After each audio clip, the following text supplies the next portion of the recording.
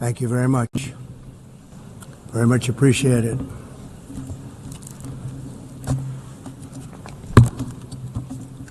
And I don't mind making this speech without a teleprompter, because the teleprompter is not working. I feel very happy to be up here with you nevertheless, and that way you speak more from the heart. I can only say that whoever's operating this teleprompter is in big trouble.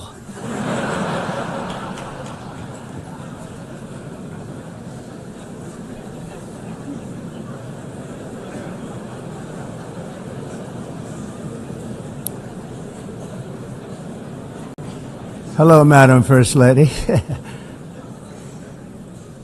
Thank you very much for being here.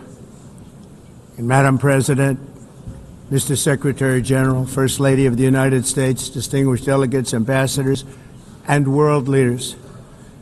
6 years have passed since I last stood in this grand hall and addressed a world that was prosperous and at peace in my first term. Since that day, the guns of war have shattered the peace I forged on 2 continents. An era of calm and stability gave way to one of the great crises of our time. And here in the United States, 4 years of weakness, lawlessness, and radicalism under the last administration delivered our nation into a repeated set of disasters. 1 year ago, our country was in deep trouble, but today, just 8 months into my administration, we are the hottest country anywhere in the world, and there is no other country even close. America is blessed with the strongest economy, the strongest borders, the strongest military, the strongest friendships, and the strongest spirit of any nation on the face of the earth. This is indeed the golden age of America. We are rapidly reversing the economic calamity we inherited from the previous administration, including ruinous price increases and record-setting inflation like we've never had before. Under my leadership, energy costs are down, gasoline prices are down, grocery prices are down, mortgage rates are down, and inflation has been defeated. The only thing that's up is the stock market, which just hit a record high. In fact, it hit a record high 48 times in the last short period of time. Growth is surging, manufacturing is booming. The stock market, as I said, is doing better than it's ever done. And all of you in this room benefit by that, almost everybody. And importantly, workers' wages are rising at the fastest pace in more than 60 years. And that's what it's all about, isn't it? In 4 years of President Biden, we had less than $1 trillion of new investment into the United States. In just 8 months since I took office, we have secured commitments and money already paid for $17 trillion. Think of it, 4 years, less than $1 trillion, 8 months, much more than $17 trillion is being invested in the United States, and it's now pouring in from all parts of the world.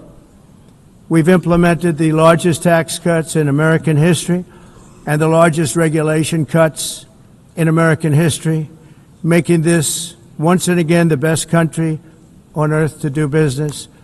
And many of the people in this room are investing in America, and it's turned out to be an awfully good investment during this 8-month period.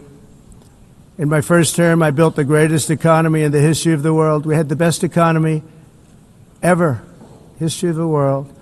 And I'm doing the same thing again, but this time it's actually much bigger and even better.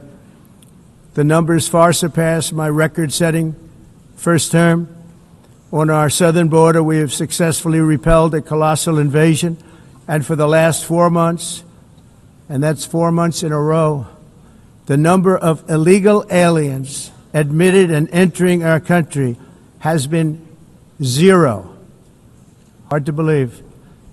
because if you look back just a year ago, it was millions and millions of people pouring in from all over the world, from prisons, from mental institutions, drug dealers. All over the world they came. They just poured into our country with the ridiculous open border policy of the Biden administration. Our message is very simple. If you come illegally into the United States, you're going to jail, or you're going back to where you came from, or perhaps even further than that. You know what that means. I want to thank the country of El Salvador for the successful and professional job they've done in receiving and jailing so many criminals that entered our country. And it was under the previous administration that the number became record-setting, and they're all being taken out. We have no choice. And other countries have no choice, because other countries are in the exact same situation with immigration. It's destroying your country, and you have to do something about it. On the world stage, America is respected again like it has never been respected before. You think about 2 years ago, 3 years ago, 4 years ago, or 1 year ago, we were a laughingstock all over the world. At the NATO summit in June, virtually all NATO members formally committed to increase defense spending, at my request, from 2% to 5% of GDP, making our alliance far stronger and more powerful than it was ever before. In May, I traveled to the Middle East to visit my friends and rebuild our partnerships in the Gulf and those valued relationships with Saudi Arabia, Qatar, and the UAE, and other countries are now, I believe, closer than ever before. My administration has negotiated one historic trade deal after another, including with the United Kingdom, the European Union, Japan, South Korea, Vietnam, Indonesia, the Philippines, Malaysia, and many, many others. Likewise, in a period of just 7 months, I have ended 7 unendable wars. They said they were unendable. You're never going to get them solved. Some were going for 31 years, 2 of them, 31, think of it, 31 years. One was 36 years. One was 28 years. I ended 7 wars. And in all cases, they were raging with countless thousands of people being killed. This includes Cambodia and Thailand, Kosovo and Serbia, the Congo and Rwanda, a vicious, violent war that was, Pakistan and India, Israel and Iran, Egypt and Ethiopia, and Armenia and Azerbaijan. It included all of them. No president or prime minister, and for that matter, no other country has ever done anything close to that. And I did it in just 7 months. It's never happened before. There's never been anything like that. I'm very honored to have done it. It's too bad that I had to do these things instead of the United Nations doing them. And sadly, in all cases, the United Nations did not even try to help in any of them. I ended 7 wars, dealt with the leaders of each and every one of these countries, and never even received a phone call from the United Nations offering to help in finalizing the deal. All I got from the United Nations was an escalator that on the way up stopped right in the middle. If the First Lady wasn't in great shape, she would have fallen. But she's in great shape. We're both in good shape. We both stood. And then a teleprompter that didn't work. These are the 2 things I got from the United Nations, a bad escalator and a bad teleprompter. Thank you very much. And by the way, it's working now. It just went on. Thank you. I think I should just do it the other way. It's easier. Thank you very much. I didn't think of it at the time because I was too busy working to save millions of lives. That is the saving and stopping of these wars. But later I realized that the United Nations wasn't there for us. They weren't there. I thought of it really after the fact, not during these negotiations, which were not easy. That being the case, what is the purpose of the United Nations? The UN has such tremendous potential. I've always said it. It has such tremendous, tremendous potential, but it's not even coming close to living up to that potential. For the most part, at least for now, all they seem to do is write a really strongly worded letter and then never follow that letter up. It's empty words, and empty words don't solve war. The only thing that solves war and wars is action. Now, after ending all of these wars and also earlier negotiating the Abraham Accords, which is a very big thing for which our country received no credit, never receives credit. Everyone says that I should get the Nobel Peace Prize for each one of these achievements. But for me, the real prize will be the sons and daughters who live to grow up with their mothers and fathers, because millions of people are no longer being killed in endless and unglorious wars. What I care about is not winning prizes, it's saving lives. We saved millions and millions of lives with the 7 wars. And we have others that we're working on, and you know that. Many years ago, a very successful real estate developer in New York, known as Donald J. Trump, I bid on the renovation and rebuilding of this very United Nations complex. I remember it so well. I said at the time that I would do it for $500 million, rebuilding everything. It would be beautiful. I used to talk about, I'm going to give you marble floors. They're going to give you terrazzo. I'm going to give you the best of everything. You're going to have mahogany walls. They're going to give you plastic. But they decided to go in another direction, which was much more expensive at the time, and which actually produced a far inferior product. And I realized that they did not know what they were doing when it came to construction, and that their building concepts were so wrong, and the product that they were proposing to build was so bad and so costly. It was going to cost them a fortune. And I said, and wait till you see the overruns. Well, I turned out to be right. They had massive cost overruns and spent between $2 and $4 billion on the building and did not even get the marble floors that I promised them. You walk on terrazzo. Do you notice that? As far as I'm concerned, frankly, looking at the building and getting stuck on the escalator, they still haven't finished the job. They still haven't finished. That was years ago. The project was so corrupt that Congress actually asked me to testify before them on the tremendous waste of money, because it turned out that they had no idea what it was, but they knew it was anywhere between $2 and $4 billion as opposed to $500 million with a guarantee. But they had no idea, and I said it cost much more than $5 billion. Unfortunately, many things in the United Nations are happening just like that, but on an even much bigger scale, much, much bigger. Very sad to see. Whether the UN can manage to play a productive role, I've come here today to offer the hand of American leadership and friendship to any nation in this assembly that is willing to join us in forging a safer, more prosperous world. And it's a world that we'll be much happier with. A dramatically better future is within our reach. But to get there, we must reject the failed approaches of the past and work together to confront some of the greatest threats in history. There is no more serious danger to our planet today than the most powerful and destructive weapons ever devised by man, of which the United States, as you know, has many. Just as I did in my first term, I've made containing these threats a top priority, starting with the nation of Iran. My position is very simple.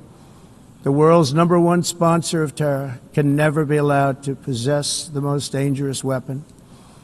That's why shortly after taking office, I sent the so-called Supreme Leader a letter making a generous offer. I extended a pledge of full cooperation in exchange for a suspension of Iran's nuclear program. The regime's answer was to continue their constant threats to their neighbors and U.S. interests throughout the region, and some great countries that are right nearby. Today, many of Iran's former military commanders, in fact, I can say almost all of them, are no longer with us. They're dead. And 3 months ago, in Operation Midnight Hammer, 7 American B-2 bombers dropped the 14 30,000-pound each bombs on Iran's key nuclear facilities, totally obliterating everything. No other country on earth could have done what we did. No other country has the equipment to do what we did. We have the greatest weapons on earth. We hate to use them. But we did something that for 22 years people wanted to do. With Iran's nuclear enrichment capacity demolished, I immediately brokered an end to the 12-day war, as it's called, between Israel and Iran, with both sides agreeing to fight no longer. As everyone knows, I have also been deeply engaged in seeking a ceasefire in Gaza. Have to get that done. Have to get it done. Unfortunately, Hamas has repeatedly rejected reasonable offers to make peace. We can't forget October 7th, can we? Now, as if to encourage continued conflict, some of this body is seeking to unilaterally recognize a Palestinian state. The rewards would be too great for Hamas terrorists for their atrocities. This would be a reward for these horrible atrocities, including October 7th, even while they refuse to release the hostages or accept a ceasefire. Instead of giving to Hamas and giving so much, because they've taken so much, they have taken so much. This could have been solved so long ago. But instead of giving in to Hamas's ransom demands, those who want peace should be united with one message: release the hostages now. Just release the hostages now. Thank you.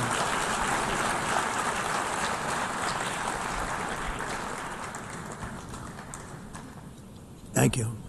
As we have got to come together, and we will come together, got to get it done. We have to stop the war in Gaza immediately. We have to stop it. We have to get it done. We have to negotiate, immediately have to negotiate peace. We got to get the hostages back. We want all 20 back. We don't want 2 and 4. As you know, I got, along with Steve Witkoff and others that helped us, Marco Rubio, we got most of them back. We were involved in all of them. But I always said the last 20 are going to be the hardest, and that's exactly what happened. We have to get them back now. We don't want to get back 2, and then another 2, and then 1, and then 3. Have this process. No, we want them all back, and we want the actually 38 dead bodies back too. Those parents came to me, and they want them back, and they want them back very quickly and very badly, as though they were alive. They want them. They want them every bit as much as if their son or daughter were alive. I've also been working relentlessly, stopping the killing in Ukraine. I thought that would be, of the 7 wars that I stopped, I thought that would be the easiest because of my relationship with President Putin, which had always been a good one. I thought that was going to be the easiest one. But you know, in war, you never know what's going to happen. There are always lots of surprises, both good and bad. Everyone thought Russia would win this war in 3 days, but it didn't work out that way. It was supposed to be just a quick little skirmish. It's not making Russia look good. It's making them look bad. No matter what happens from here on out, this was something that should have taken a matter of days, certainly less than a week. And they've been fighting for 3.5 years and killing anywhere from 5,000 to 7,000 young soldiers, mostly soldiers, on both sides, every single week, from 5,000 to 7,000 dead young people, and some in cities, much smaller numbers, where rockets are shot, where drones are dropped. This war would never have started if I were president. This was a war that should have never happened. It shows you what leadership is, what bad leadership can do to a country. Look what happened to the United States, and look where we are right now in just a short period of time. The only question now is how many more lives will be needlessly lost on both sides. China and India are the primary funders of the ongoing war by continuing to purchase Russian oil. But inexcusably, even NATO countries have not cut off much Russian energy and Russian energy products, which, as you know, I found out about 2 weeks ago, and I wasn't happy. Think of it. They're funding the war against themselves. Who the hell ever heard of that one? In the event that Russia is not ready to make a deal to end the war, then the United States is fully prepared to impose a very strong round of powerful tariffs, which would stop the bloodshed, I believe, very quickly. But for those tariffs to be effective, European nations, all of you are gathered here right now, would have to join us in adopting the exact same measures. I mean, you're much closer to this. We have an ocean in between. You're right there. And Europe has to step it up. They can't be doing what they're doing. They're buying oil and gas from Russia while they're fighting Russia. It's embarrassing to them, and it was very embarrassing to them when I found out about it, I can tell you that. But they have to immediately cease all energy purchases from Russia. Otherwise, we're all wasting a lot of time. So I'm ready to discuss this. We're going to discuss it today with the European nations, all gathered here. I'm sure they're thrilled to hear me speak about it, but that's the way it is. I like to speak my mind and speak the truth. As we seek to reduce the threat of dangerous weapons today, I'm also calling on every nation to join us in ending the development of biological weapons once and for all. And biological is terrible, and nuclear is even beyond, and we include nuclear in that. We want to have a cessation of the development of nuclear weapons. We know, and I get to view it all the time. Sir, would you like to see? And I look at weapons that are so powerful that we just can't ever use them. If we ever use them, the world literally might come to an end. There would be no United Nations to be talking about. There would be no nothing. Just a few years ago, reckless experiments overseas gave us a devastating global pandemic. Yet despite that worldwide catastrophe, many countries are continuing extremely risky research into bioweapons and man-made pathogens. This is unbelievably dangerous. To prevent potential disasters, I'm announcing today that my administration will lead an international effort to enforce biological weapons convention, which is going to be meeting with the top leaders of the world by pioneering an AI verification system that everyone can trust. Hopefully the UN can play a constructive role, and it will also be one of the early projects under AI. Let's see how good it is, because a lot of people are saying it could be one of the great things ever, but it also can be dangerous, but it could be put to tremendous use and tremendous good, and this would be an example of that. Not only is the UN not solving the problems it should, too often, it's actually creating new problems for us to solve. The best example is the #1 political issue of our time, the crisis of uncontrolled migration. It's uncontrolled. Your countries are being ruined. The United Nations is funding an assault on Western countries and their borders. In 2024, the UN budgeted $372 million in cash assistance to support an estimated 624,000 migrants journeying into the United States.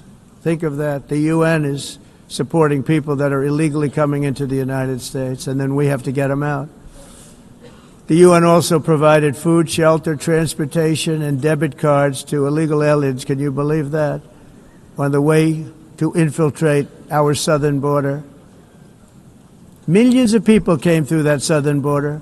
Just a year ago, millions and millions of people were pouring in, 25 million altogether over the 4 years of the incompetent Biden administration. And now we have it stopped, totally stopped. In fact, they're not even coming anymore because they know they can't get through. But what took place is totally unacceptable. The UN is supposed to stop invasions, not create them and not finance them. In the United States, we reject the idea that mass numbers of people from foreign lands can be permitted to travel halfway around the world, trample our borders, violate our sovereignty, cause unmitigated crime, and deplete our social safety net. We have reasserted that America belongs to the American people, and I encourage all countries to take their own stand in defense of their citizens as well. You have to do that because I see it. I'm not mentioning names. I see it, and I could call every single one of them out. You're destroying your countries. They're being destroyed.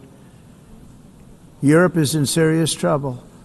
They've been invaded by a force of illegal aliens like nobody's ever seen before. Illegal aliens are pouring into Europe. Nobody is ever, and nobody's doing anything to change it, to get them out. It's not sustainable. And because they choose to be politically correct, they're doing just absolutely nothing about it. And I have to say, I look at London, where you have a terrible mayor, terrible, terrible mayor, and it's been so changed, so changed. Now they want to go to Sharia law, but you're in a different country. You can't do that. Both the immigration and their suicidal energy ideas will be the death of Western Europe if something is not done immediately. This cannot be sustained. What makes the world so beautiful is that each country is unique. But to stay this way, every sovereign nation must have the right to control their own borders. You have the right to control your borders, as we do now, and to limit the sheer numbers of migrants entering their countries and paid for by the people of that nation that were there and that built that particular nation at the time. They put their blood, sweat, tears, money into that country, and now they're being ruined. Proud nations must be allowed to protect their communities and prevent their societies from being overwhelmed by people they have never seen before, with different customs, religions, with different everything.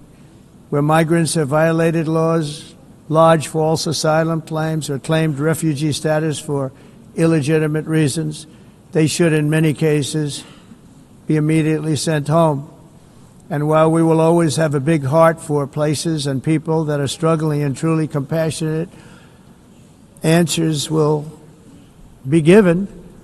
We have to solve the problem, and we have to solve it in their countries, not create new problems in our countries. And we are very helpful to a lot of countries that are just not able to send their people anymore. They used to send them to us in caravans of 25,000, 30,000 people each. These massive caravans of people pouring into our country, totally unchecked and unvetted. But not anymore.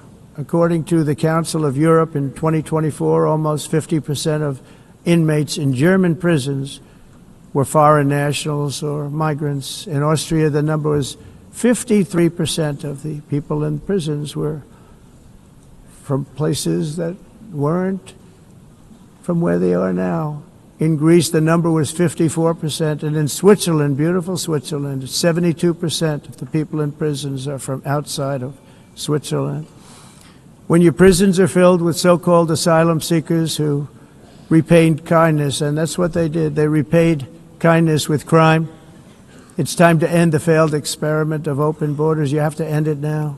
See, I can tell you, I'm really good at this stuff. Your countries are going to hell. In America, we've taken bold action to swiftly shut down uncontrolled migration. Once we started detaining and deporting everyone who crossed the border and removing illegal aliens from the United States, they simply stopped coming. They're not coming anymore. We're getting a lot of credit, but they're not coming anymore. This was a humanitarian act for all involved, because on the trips up, thousands of people a week were dying. Women were being raped. Nobody's ever seen anything like it. Raped, horribly beaten, raped.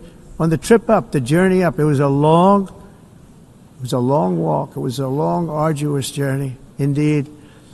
And it was also a historic victory against human trafficking throughout the region. What we did was a victory, and we saved so many lives of people that wouldn't make the journey. That journey was loaded up with death.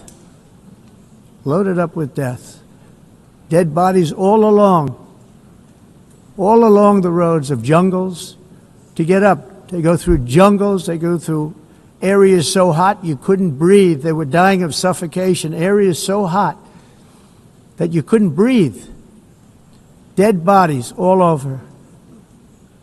By them not coming, we're saving tremendous numbers of lives. My people have done a fantastic job in doing what they did, and the American public agrees with it. I mean, I was very proud to see this morning I have the highest poll numbers I've ever had. Part of it is because of what we've done on the border. I guess the other part is what we've done on the economy. Joe Biden's policies empowered murderous gangs, human smugglers, child traffickers, drug cartels, and prisoners from all over the world.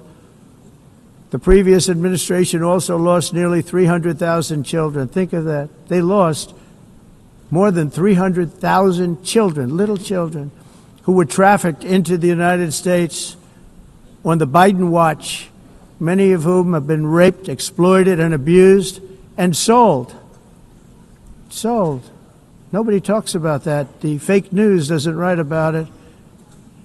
With many others, young children who are missing or dead. And we found a lot of these children, and we're sending them back, and we've been sending them back to their parents. They said, nobody knows who they are. They said, where do you come from? And they'll give us a country, and we'll find out, and we'll figure it out, and we'll bring them back to their homes. And the mother and father rush to the door, and their tears in their eyes. They can't believe that they're seeing their son or daughter, their little son or daughter again. We've done almost 30,000 of them so far. Any system that results in the mass trafficking of children is inherently evil. Yet that is exactly what the globalist migration agenda has done, and it's what it's all about. In America, those days, as you know, are over. The Trump administration is working, and we are continuing to work to track down the villains that are causing this problem, and also, as I said, to get back the 30,000 we've already returned. Now I think we're going to have another. We're going to find a lot. You're not going to find all of them. 300, more than 300,000. They're lost or they're dead. They're lost or they're dead because of the animals that did this. To protect our citizens, I've also designated multiple savage drug cartels as far as and you see this, and you see it happening right before your eyes. Let's put it this way. People don't like taking big loads of drugs in boats anymore. There aren't too many boats that are traveling on the seas by Venezuela. They tend not to want to travel very quickly anymore. And we've virtually stopped drugs coming into our country by sea. We call them the water drugs. They kill hundreds of thousands of people. I've also designated multiple savage drug cartels as far as foreign terrorist organizations, along with two bloodthirsty transnational gangs, probably the worst gangs anywhere in the world, MS-13 and Tren de Aragua. Tren de Aragua is from Venezuela, by the way. Such organizations torture, maim, mutilate, and murder with impunity. They're the enemies of all humanity. And for this reason, we've recently begun using the supreme power of the United States military to destroy Venezuelan terrorists and trafficking networks led by Nicolas Maduro. To every terrorist thug smuggling poisonous drugs into the United States of America, please be warned that we will blow you out of existence. That's what we're doing. We have no choice. Can't let it happen. They're destroying. I believe we lost 300,000 people last year to drugs, 300,000. Fentanyl and other drugs. Each boat that we sink carries drugs that would kill more than 25,000 Americans. We will not let that happen. Energy is another area where the United States is now thriving like never before. We're getting rid of the falsely named renewables. By the way, they're a joke. They don't work. They're too expensive. They're not strong enough to fire up the plants that you need to make your country great. The wind doesn't blow. Those big windmills are so pathetic and so bad, so expensive to operate. And they have to be rebuilt all the time, and they start to rust and rot. most expensive energy ever conceived, and it's actually energy. You're supposed to make money with energy, not lose money. You lose money, the governments have to subsidize. You can't put them out without massive subsidies. And most of them are built in China, and I give China a lot of credit. They build them, but they have very few wind farms. So why is it that they build them and they send them all over the world, but they barely use them? You know what they use? Coal. They use gas. They use almost anything, but they don't like wind. But they sure as hell like selling the windmills. Europe, on the other hand, has a long way to go, with many countries being on the brink of destruction because of the green energy agenda. And I give a lot of credit to Germany. Germany was being led down a very sick path, both on immigration, by the way, and on energy. They were going green, and they were going bankrupt. And the new leadership came in, and they went back to where they were, with fossil fuel and with nuclear, which is good. It's now safe, and you can do it properly. But they went back to where they were, and they opened up a lot of different plants, energy-producing plants, and they're doing well. I give Germany a lot of credit for that. They've said this is a disaster, what's happening. They were going all green. All green is all bankrupt. That's what it represents. And it's not politically correct. I'll be very badly criticized for saying it, but I'm here to tell the truth. I don't care. It doesn't matter to me. I'm in New York City. I'm feeling a lot safer. Crime, we're getting crime down. And by the way, speaking of crime, Washington, D.C. Washington, D.C. was the crime capital of America.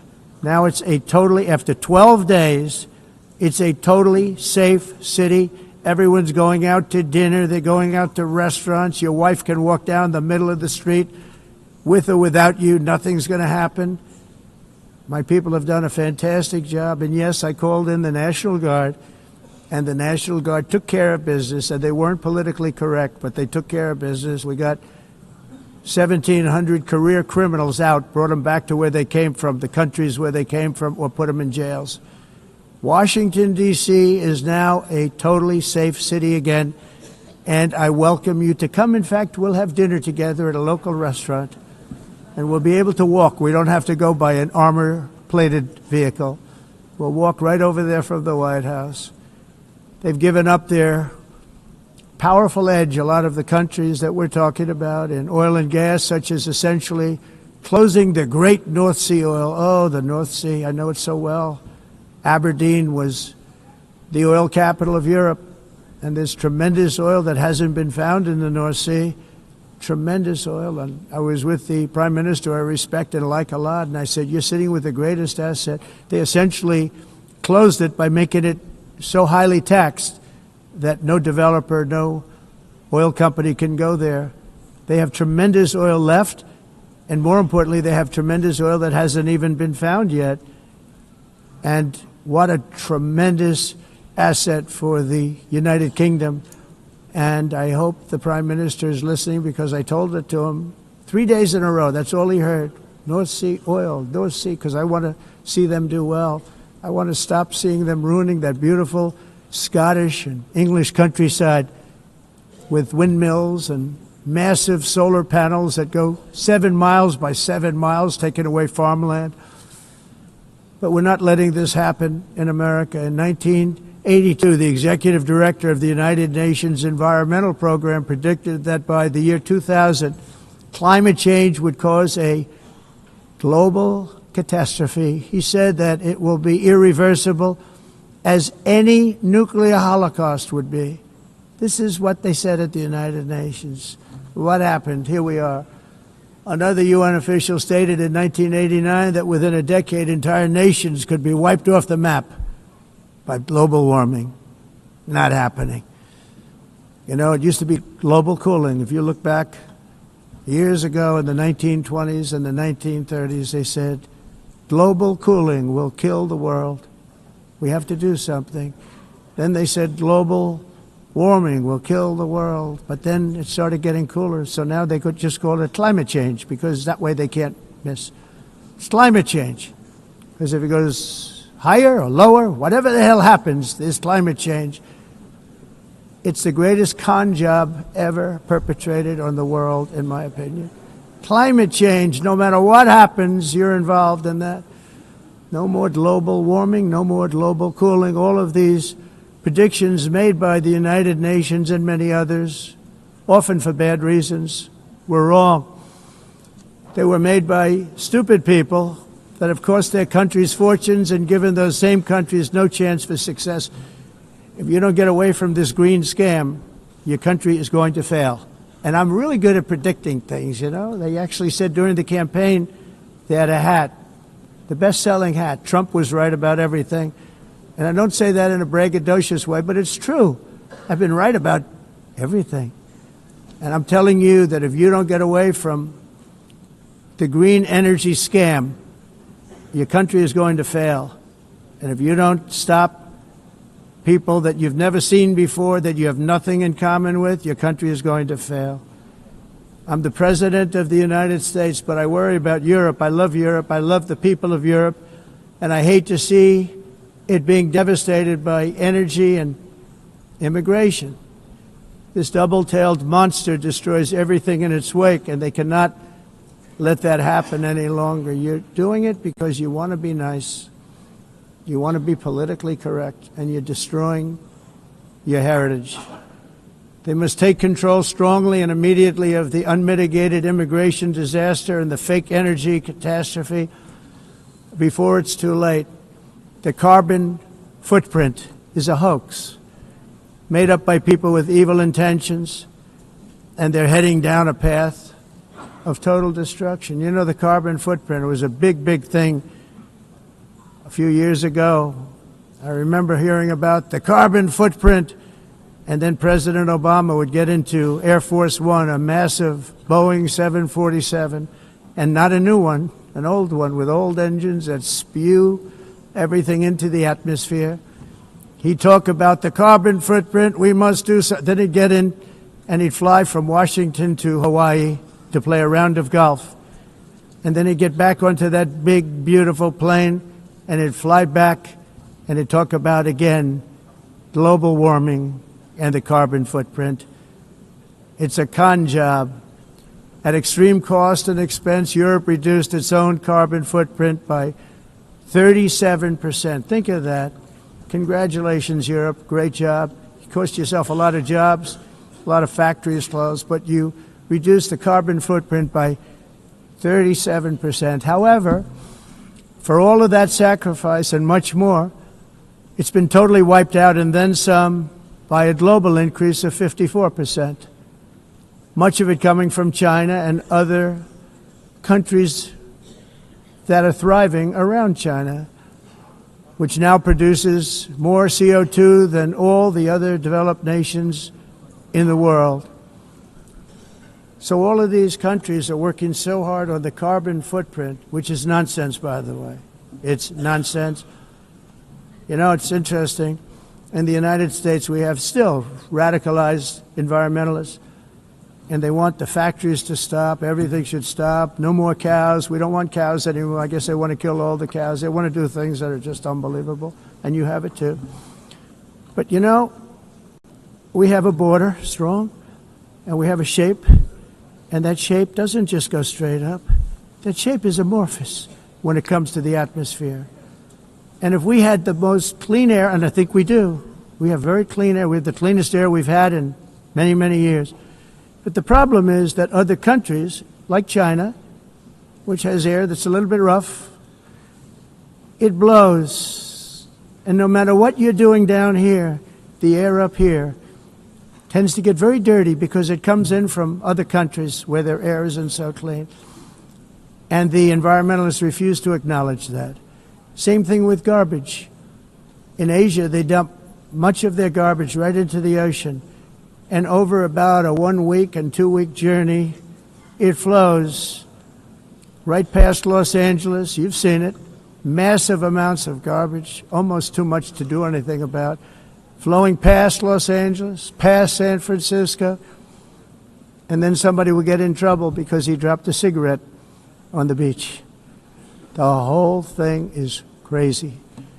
The primary effect of these brutal green energy policies has not been to help the environment, but to redistribute manufacturing and industrial activity from developed countries that follow the insane rules that are put down to polluting countries that break the rules and are making a fortune. They're making a fortune.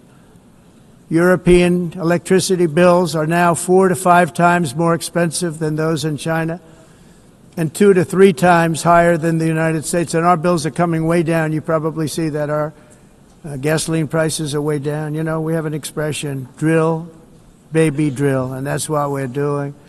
We're going to be much lower in a year from now. But they've come way down over the last year. As a result, every air conditioner is like very uncommon to see one in some of these countries because the electric costs are so high. So while the U.S. has approximately 1,300 heat-related deaths annually, that's a lot, Europe loses more than 175,000 people to heat deaths each year because the costs are so expensive you can't turn on an air conditioner. What is that all about? That's not Europe. That's not the Europe that I love and know. All in the name of pretending to stop the global warming hoax. The entire globalist concept of asking successful industrialized nations to inflict pain on themselves and radically disrupt their entire societies must be rejected completely and totally, and it must be immediate. That's why in America I withdrew from the fake Paris Climate Accord, where, by the way, America was paying so much more than every country. Others weren't paying. China didn't have to pay until 2030. Russia was given an old standard that was easy to meet, a 1990 standard. But for the United States, we're supposed to pay like $1 trillion. And I said, this is another scam.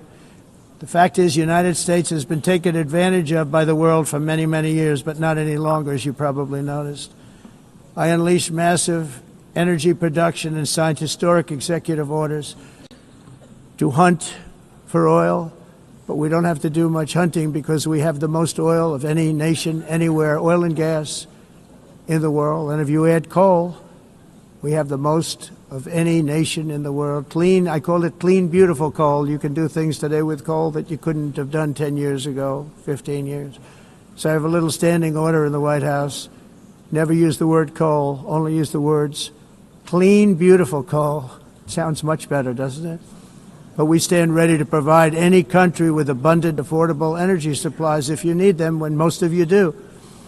We're proudly exporting energy all over the world. We're now the largest exporter. In the United States, we want trade and robust commerce with all nations, everybody. We want to help nations. We're going to help nations. But it must also be fair and reciprocal. The challenge with trade is much the same with climate. The countries that followed the rules, all their factories have been plundered. It's really sad to watch. They've been broken. They've been broken by countries that broke the rules. That's why the United States is now applying tariffs to other countries, and much as these tariffs were for many years applied to us, uncontrollably applied to us. We've used tariffs as a defense mechanism under the Trump administration, including my first term, where hundreds of billions of dollars in tariffs were taken in. And by the way, we had the lowest inflation, and now we have very low inflation.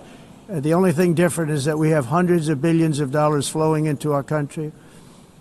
But this is how we will ensure that the system works for everyone and is sustainable into the future. We're also using tariffs to defend our sovereignty and security throughout the world, including against nations that have taken advantage of former U.S. administrations for decades, including the most corrupt, incompetent administration in history, the sleepy Joe Biden administration.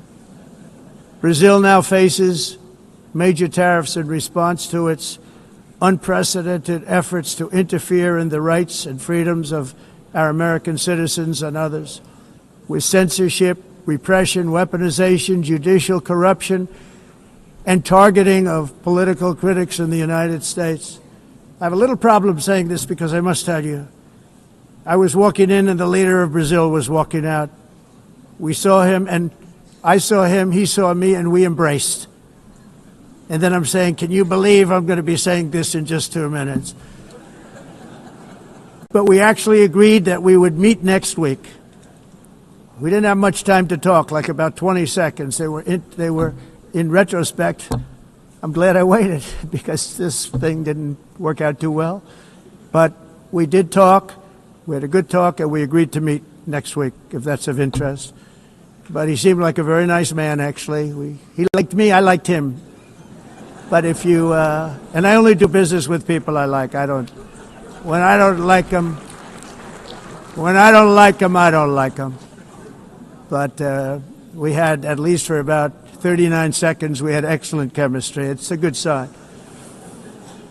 But also in the past, Brazil, can you believe this, unfairly tariffed our nation, but now because of our tariffs, we are hitting them back, and we're hitting them back very hard. As president, I will always defend our national sovereignty and the rights of American citizens. So I'm very sorry to say this, that Brazil is doing poorly and will continue to do poorly. They can only do well when they're working with us.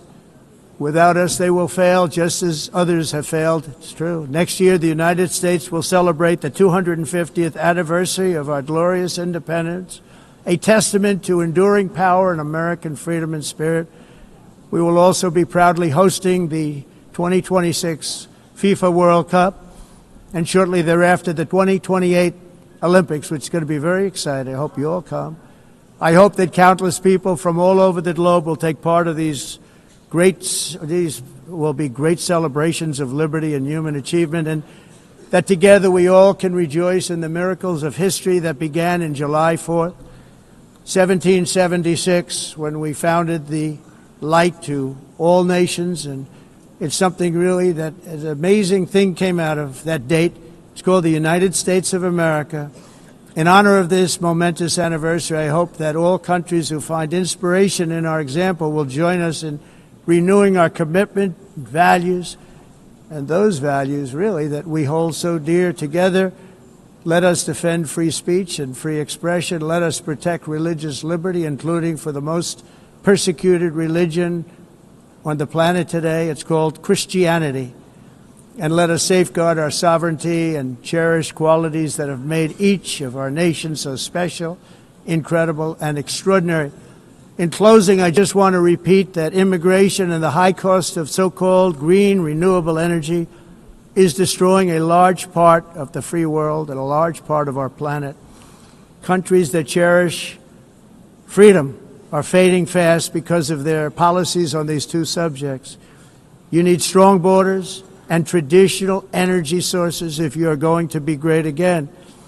Whether you have come from north or south, east or west, near or far, every leader in this beautiful hall today represents a rich culture, a noble history, and a proud heritage that makes each nation majestic and unique, unlike anything else in human history or any other place on the face of the earth.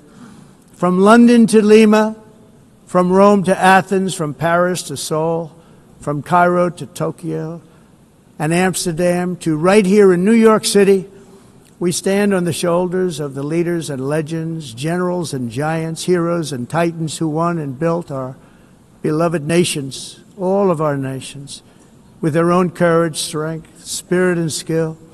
Our ancestors climbed mountains, conquered oceans, crossed deserts, and trekked over wide open plains.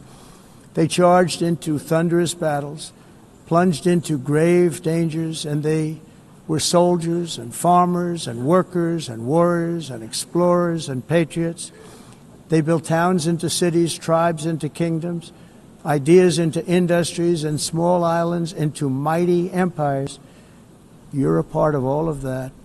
They were champions for their people who never gave up and who never, ever gave in. Their values defined our national identities. Their visions forged our magnificent destiny. Everybody in this room is a part of it in your own way. Each of us inherits the deeds and the myths, the triumphs, the legacies of our own heroes and founders who so bravely showed us the way. Our ancestors gave everything for homelands that they defended with pride, with sweat, with blood, with life, and with death. Now the righteous task of protecting the nations that they built belongs to each and every one of us. So together let us uphold our sacred duty to our people and to our citizens. Let us protect their borders, ensure their safety, preserve their cultures, treasure, and traditions, and fight, fight, fight for their precious dreams and their cherished freedoms. And in friendship and really a beautiful vision, let us all work together to build a bright, beautiful planet, a planet that we all share, a planet of peace and a world that is richer, better, and more beautiful than ever before. That can happen. It will happen.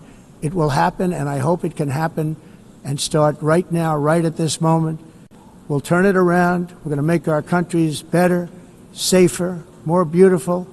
We're going to take care of our people. Thank you very much. It's been an honor. God bless the nations of the world. Thank you very much. Bye.